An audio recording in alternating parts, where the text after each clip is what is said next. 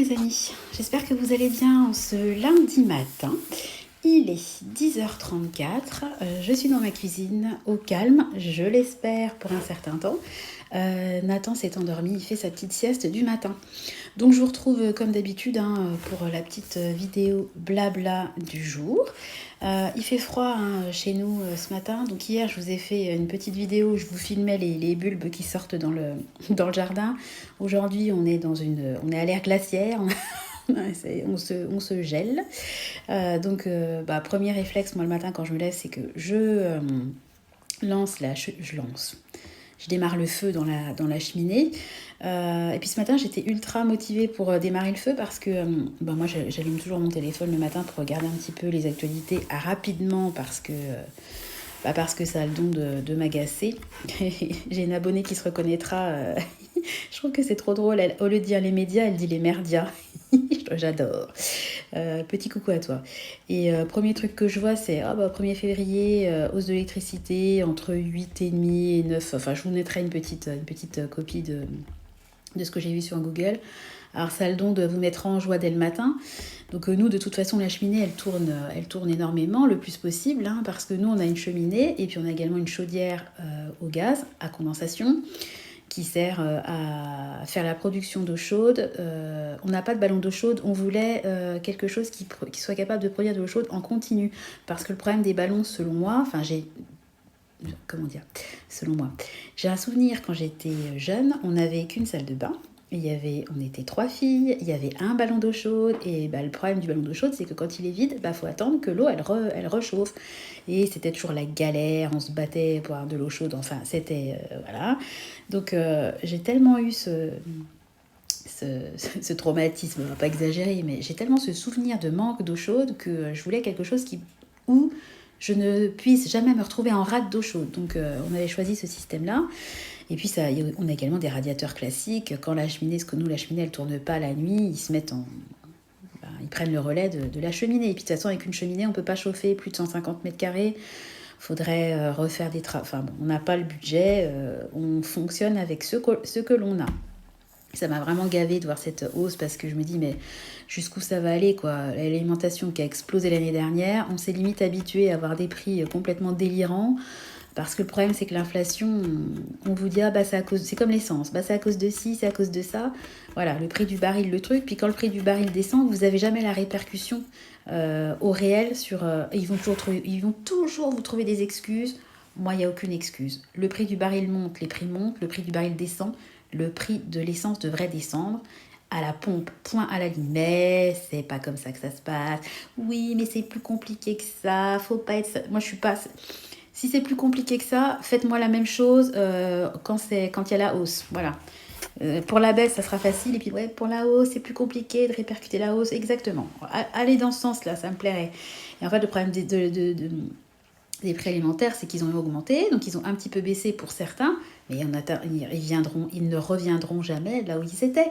Et c'est vraiment exaspérant parce que on a beau faire attention, les salaires, les allocs, etc. n'augmentent pas proportionnellement au coût de la vie.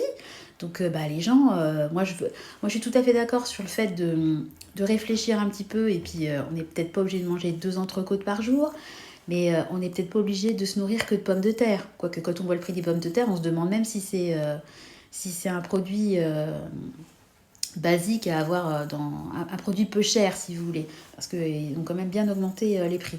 Donc ça m'agace particulièrement. Les hausses comme ça d'électricité, ça m'agace. Vraiment, c'est fatigant. Moi, tous les ans, quand je fais mon budget, je mets toujours une hausse pour tout ce qui est eau, gaz, électricité, entretien de la chaudière. Enfin, toutes les factures annuelles et mensuelles, je les augmente toujours pour préparer mon budget de l'année d'après en me disant que malheureusement, il y aura probablement des augmentations sur certains trucs. Mais là, c'est dans tous les secteurs qu'il y a des augmentations. Et puis des fois, là où je programme 10% d'augmente, c'est même pas suffisant. Mais attendez, 10%, c'est énorme quand même proportionnellement à un tarif. Donc, vraiment, c'est vraiment fatigant. On arrive il y a de la précarité maintenant de plus en plus au niveau de l'alimentation. Les gens rognent, ils finissent par se nourrir à plus se nourrir de manière correcte, même si on peut bien se nourrir, on peut remplacer la viande par des légumineuses, on peut, mais des fois les gens ils ont juste aussi envie de manger un bout de poulet, quoi. Hein. Tout le monde n'est pas vegan, veggie, végétarien, sans gluten. Il y a des gens, ils ont envie des fois de se faire plaisir et de manger un steak haché. Enfin, je veux dire, c'est pas non plus... Bien sûr, il y a d'autres chemins, et moi je respecte tous les chemins, mais il faut aussi que ça soit... Il faut que tout le monde soit respecté, si vous voulez. Un végétarien, il mange différemment, il a des apports nutritifs. De toute façon, il faut que pour être bien dans son corps, il s'intéresse à son alimentation. Et on a le droit aussi de manger de la viande, quoi. C'est pas... À la base, l'être humain, il est omnivore, hein, il mange de tout. Donc après, c'est un choix personnel de s'orienter sur tel ou tel... d'enlever tel ou tel aliment. Mais il faut pas critiquer ceux qui continuent de manger de tout. Et je trouve qu'on devrait pouvoir avoir accès à une nourriture variée, que ça soit avec des protéines, des fruits, des légumes, une nourriture variée, classique, sans se saigner, quoi. Enfin, je veux dire, c'est hallucinant. Et maintenant, il y a la précarité énergétique qui se met en place parce que ça coûte tellement cher que les gens, à un moment donné, ils vont carrément arrêter de se chauffer pendant certaines heures. Enfin, ça devient dingue, quoi. Nous, la chaudière, elle est réglée sur 19. Je vais pas la régler à 16 non plus. Enfin, je veux dire, j'ai des enfants. Et puis même pour moi, alors je peux mettre, c'est léger, ce que j'ai mis, j'ai un gilet, je peux mettre un châle, je peux mettre des couches. Enfin, je vais pas non plus vivre avec une combinaison de ski dans ma maison, quoi. Même si ma maison est bien isolée. Enfin, vous voyez ce que je veux dire, quoi. Bon, ça m'a un peu saoulée. Je trouve que franchement, dès le matin, vous voyez ça, bon, c'est pas cool, quoi. Sinon, qu'est-ce que je voulais vous dire? Bon, alors à midi, au menu, je les ai préparés hier, donc j'ai fait des saucisses lentilles. Donc moi, je rajoute toujours des carottes dans les saucisses lentilles. Et puis, il nous restait un petit peu de riz, donc j'ai mis le riz avec parce que moi, j'aime bien mélanger le riz avec les légumineuses. Ça, c'est un truc... en Guadeloupe, ils font tout le temps ça, les haricots rouges, le riz, enfin, ça fait partie des classiques. Et ça se développe de plus en plus, il y a en métropole, de plus en plus les gens mélangent le riz et les légumineuses, et c'est très bien. Et nutritivement, c'est très intéressant. Donc ça va être ça à midi, avec des saucisses fumées. Puis ce soir, je sais pas encore, je sais pas du tout. Je voulais vous rappeler, parce que là je filme la vidéo lundi, mais elle sera diffusée demain, que donc aujourd'hui, puisqu'on sera mardi, quand la vidéo sera en ligne, il y a des super promos à l'Intermarché au niveau de la lessive. Il y a 90% en avantage carte, donc si vous ne l'avez pas fait, moi je vous encourage fortement à vous faire un petit stock avant que les promos soient définitivement, enfin les promos intéressantes selon moi, soient définitivement arrêtées. Parce que je le rappelle pour la énième fois, au 1er mars,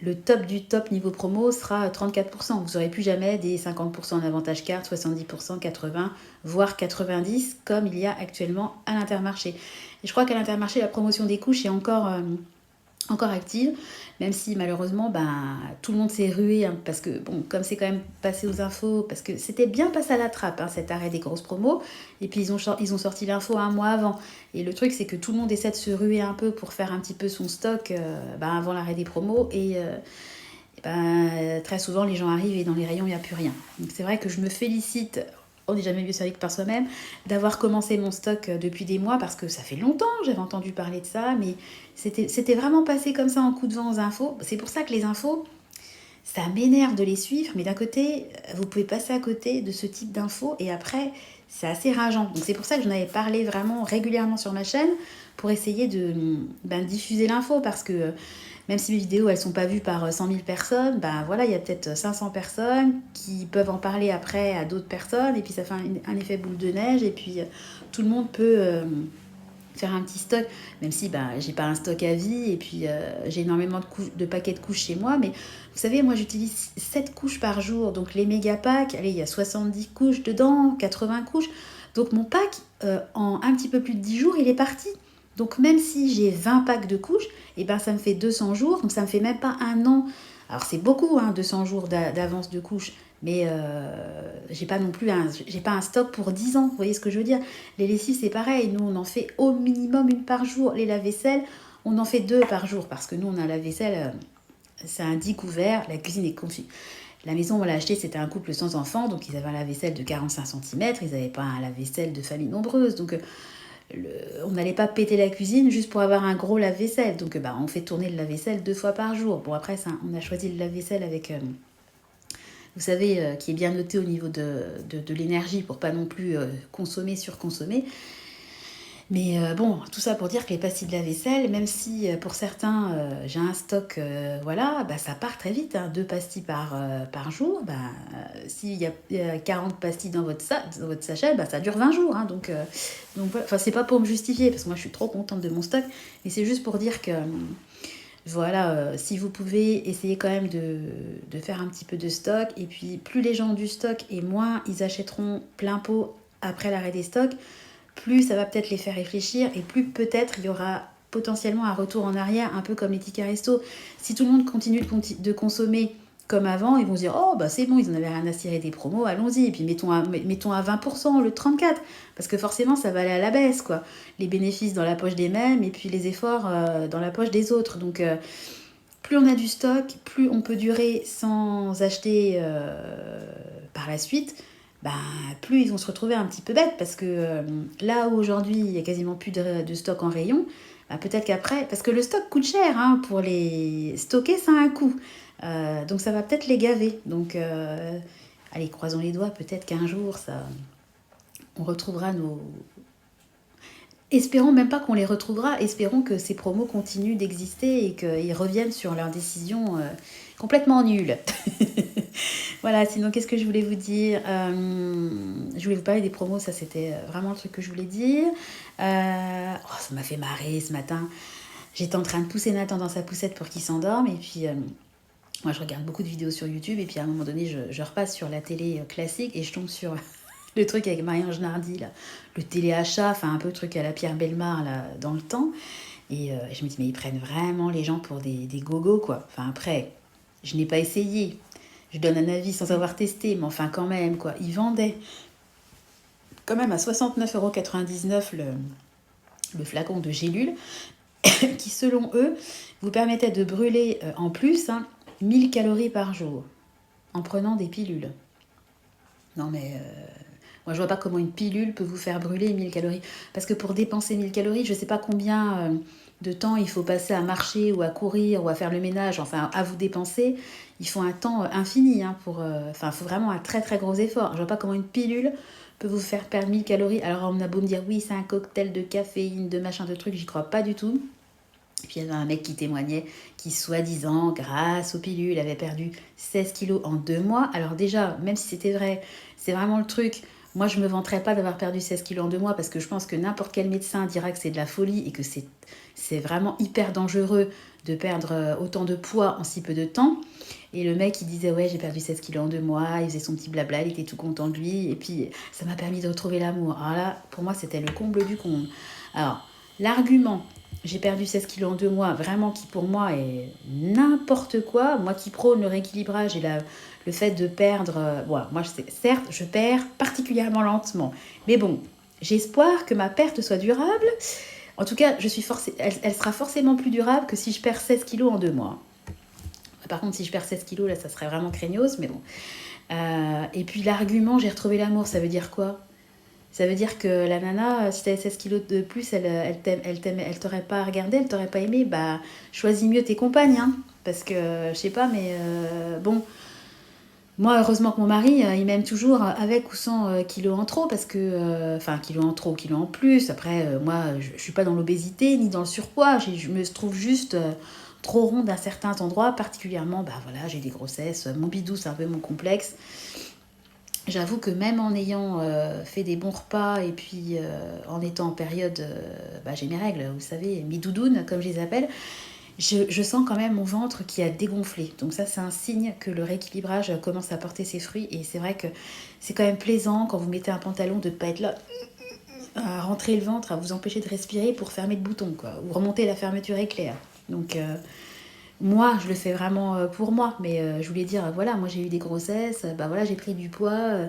Heureusement que mon mari il me regardait toujours avec des yeux d'amour, quoi. Enfin, tout le monde, du jour au lendemain, peut prendre des kilos, que ce soit pour une grossesse, pour une maladie, pour un traitement, des fois on n'est pas bien, on mange un peu plus, on déprime un peu. Enfin, l'hiver, des fois, il y a des gens qui stockent aussi plus que d'autres. Enfin, bon, moi, c'est un truc que j'ai jamais compris, quoi. Enfin, bon, bref, ça, encore une fois, c'est mon avis. Et puis sinon, petite déception de mon côté, au niveau des soldes. Je voulais vraiment trouver des pyjamas pour Clément et puis j'aurais voulu trouver un manteau pour Tristan parce que Tristan, l'année dernière, quand c'était les soldes d'hiver, j'ai fait une super grosse commande. J'avais vraiment eu accès à des super soldes dès le début. J'étais super contente. Par contre, cette année, ça fait plusieurs fois que je vais faire un tour sur les sites comme Kiabi, Gémeaux. Franchement, les gros soldes concernent les produits les plus chers. Donc, moi, ça m'intéresse pas. Et puis sinon, par exemple, moi je cherche un pyjama classique en polaire. Des fois, pendant l'année, vous avez un acheté, le deuxième à... ou deux achetés, le troisième, trois achetés, le deuxième... trois achetés, un gratuit, ou un acheté, le deuxième à moins 50. Ces soldes-là à l'année sont plus intéressantes que les soldes actuels, ou alors les pyjamas les moins chers, entre guillemets, sont pas soldés. Donc ça m'intéresse pas, donc j'attendrai une promo dans l'année, c'est pas grave. Et puis Tristan, l'année dernière, je lui avais pris un manteau qui mettra l'année prochaine parce qu'on l'a essayé, il est un petit peu grand, donc c'est cool. Mais moi, j'aime bien avoir toujours une année d'avance et j'aurais voulu lui acheter un manteau en 10 ans pour l'année d'après. Enfin, un manteau. Lui, il aime plus les duffel coats, tout ça. Lui, il faut la doudoune, il part un peu sur casquette, basket, doudoune.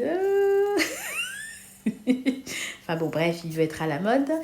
Et moi, je cherche une doudoune épaisse. Alors, vous avez que des trucs, des doudounes sans manches ou des doudounes, genre, c'est 3 fils. Moi, je veux un truc épais avec des manches. Et il n'y a pas, ou alors trop cher à mon goût. Donc, je suis assez déçue des soldes. Donc, pour l'instant, j'ai rien acheté. Bon, c'est pas grave, hein, ils ont leurs petits sous. J'ai une enveloppe enfant dont je me sers pour la rentrée, pour acheter des vêtements, etc. Tout au long de l'année. Bon, écoutez, l'enveloppe, pour l'instant, ne se vide pas. Hein, elle se videra quand je trouverai les soldes opportuns. Mais là, voilà. D'ailleurs, solde, j'ai jamais su si on disait un solde ou une solde. C'est toujours le truc. Je sais pas, c'est comme un peu... Oh, il y avait un truc qui m'énervait, mais bon, je vais en énerver certains, puisque forcément, il y avait les deux façons de le dire. Les gens qui disaient la Covid. Ah, ça m'agaçait. Moi, j'ai toujours dit le Covid, avoir le virus du Covid. Enfin, pour moi, c'est évident que le mot est masculin. Mais il y en a plein, surtout à la télé. Ils disaient tout le temps, les journalistes, la Covid, la Covid, la Covid. Ils pensaient peut-être l'épidémie. Enfin, je sais pas. Et ça m'a toujours agacé, donc j'ai jamais su si on disait le Covid ou la Covid, mais pour moi c'est le Covid. Donc bref, je vous parlerai des soldes et je live sur le Covid. Donc voilà, c'était juste la petite vidéo blabla du jour. Je voulais faire un petit message perso à une abonnée, donc, et particulièrement à sa maman, parce que je sais qu'hier c'était un jour très important pour sa maman et que voilà, c'est quelque chose qui l'a fait cogiter et qu'elle prépare depuis longtemps. Donc Nathalie, j'ai une grosse pensée pour toi et ta maman. J'espère que tout s'est bien passé et que voilà, tu es soulagée. Voilà, tu comprendras de quoi je parle. Voilà, bon écoutez, je vais vous laisser. Je vais vous souhaiter à tous un bon début de semaine.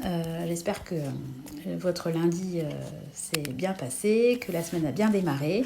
Écoutez, de mon côté, ça suit son cours, hein, tout va bien. Voilà, et écoutez, je vous embrasse et puis je vous donne rendez-vous demain pour la vidéo du jour. Allez, des gros bisous, à demain. Bye bye.